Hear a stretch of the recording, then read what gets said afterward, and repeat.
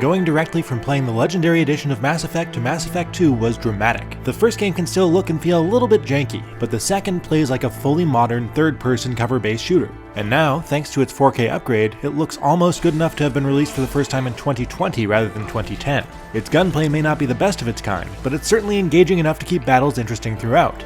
Of course, far more importantly, Mass Effect 2's story and characters are top-notch and memorable, building on BioWare's already amazingly well-constructed science fiction universe and culminating in what is, without hyperbole, one of the all-time best finales in gaming history. Multiple hull breaches! Weapons offline! Somebody get that fire out!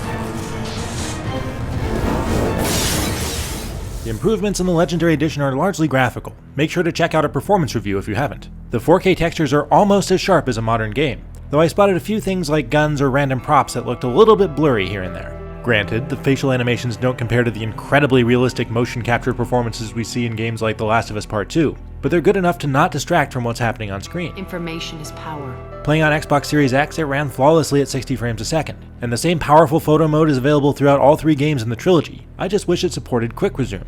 Outside of that, all the DLC content is now integrated into the campaign in a way that's much smoother. I also greatly appreciated the tweaks made to planet scanning and mining. It's still fairly tedious, but slightly less so thanks to conveniences like the markers that show where you've already looked. Probe launched. Now that we've established who's in charge, let's move on to these dossiers.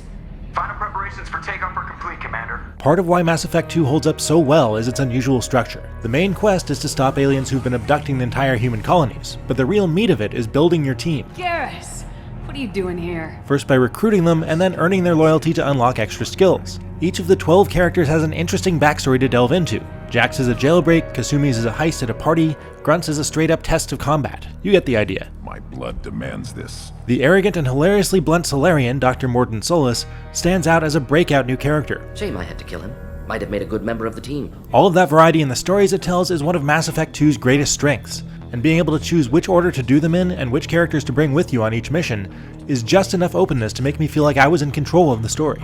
After about 40 hours of those stories, we get to know the crew pretty well, and that means when their lives are legitimately endangered in the finale, there's a real tension to it, especially knowing that if they die, they won't be in the next game. It's masterfully done, and that final mission remains unsurpassed in my mind, even 11 years later. Combat works well in large part thanks to weapons that all look and sound powerful when fired. There's also a substantially wider variety of enemies to shoot at this time. You don't even encounter the main enemy until you've already spent a good number of hours fighting mercenaries, robots, Geth, and more. And their AI can put up a respectable fight. Controlling your squad in combat is simple, but positioning them doesn't really seem to matter that much unless you're playing at the highest difficulty level. Their main usefulness is their powers, which you can use as though they were your own.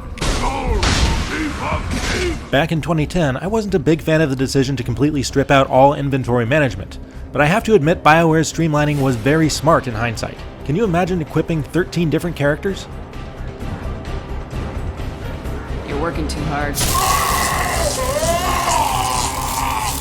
During this playthrough, I went out of my way to make every renegade decision I could, and it certainly gave things a different flavor than what I remembered from playing as a male Paragon when it first came out.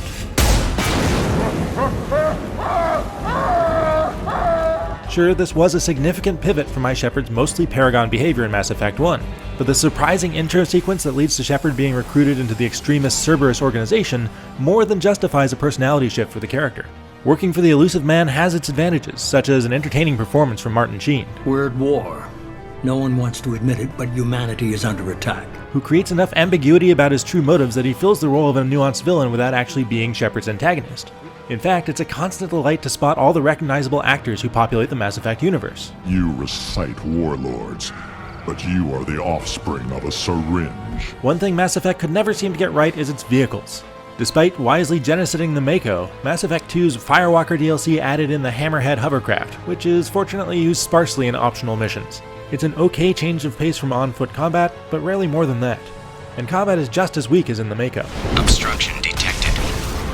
Path is now clear. Overall, I can't give you the precise number of hours played on my save file because a bug resets the clock every time you load it up. But when you factor in all of the DLC missions, which are mostly excellent and included a couple of lengthy and involved episodes I'd never gone back to play before, it's easily over 40 hours if you go out of your way to do as much as possible before going into the final battle, like I did. The vast majority of those hours are outstanding.